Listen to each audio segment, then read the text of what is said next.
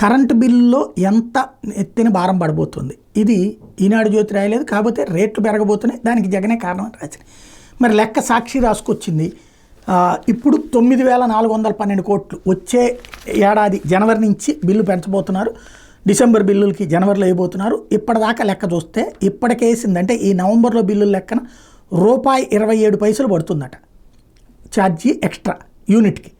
తర్వాత మరో 92 పైసలు వచ్చే నెలలో పడుతుందట. మొత్తంగా ₹2.19 యూనిట్కి భారం మోపుతున్నారు. టోటల్గా 15,485 కోట్ల రూపాయలు ప్రజల నుండి వసూలు చేస్తున్నారు. ఎన్నికల ముందు విద్యుత్ ఛార్జీల మీద గగ్గోలు పెట్టి ఇప్పుడు ఈ పని చేస్తున్నారు అన్నట్టు.